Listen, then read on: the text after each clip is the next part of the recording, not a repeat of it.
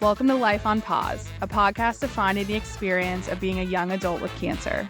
Each episode, we explore issues impacting young adults in and after treatment. Like what you hear? Have something to add? Come join us for our next recording.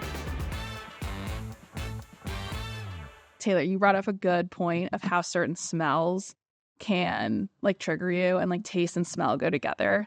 What smells do you guys distinctly remember when you were sick that can trigger your brain now? For me, my real big one is hand sanitizer, a strong alcohol scent of it. And I think it's because when they used to, I had my port in the middle of my chest and they would use the little scrubber thing, I don't know the correct term, to kind of disinfect it before they would take your blood. I think it's that. It just reminds me of that moment and that whole thing. So anytime I'm anywhere, it's just I can use it, but it really bothers me. I really do not like that. I feel that on a deep level. My dad is diabetic, and every time he used to give himself his shots, he gets out an alcohol wipe, and as soon as I hear the ripping, I bolt because I was in the kitchen one day when he did it, and I smelled it, and I started gagging instantly. So I totally get that. Yeah, I have major PTSD from the hand sanitizer, and not just from cancer.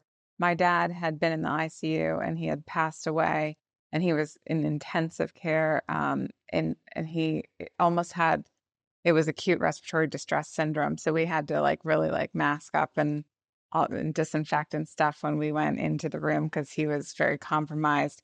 And it really triggers me back to that moment in the same hospital.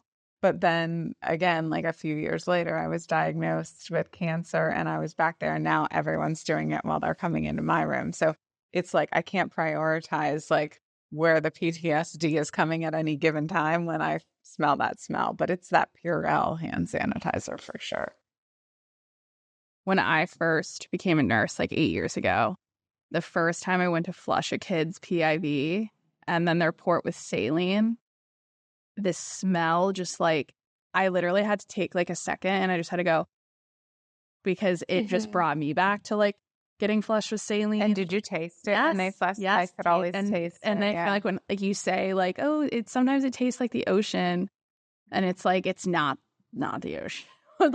Not everybody can taste it. Because I've talked to the nurses that do it, and they're yeah, sometimes people say they taste it. And I was yeah, I do. And yeah, absolutely. People don't. That just I think too, that's why one of my things now post chemo and everything is salt. If something's too salty, I just instantly am and when I cook, I literally have to have my boyfriend or people I'm with be can you taste this? Because I will under season because I feel I have just this super sense when it comes to things being salty that maybe aren't actually salty to a regular person. But I'm so glad you guys said the whole hand sanitizer saline thing, because I feel this is a real thing. This is not made up.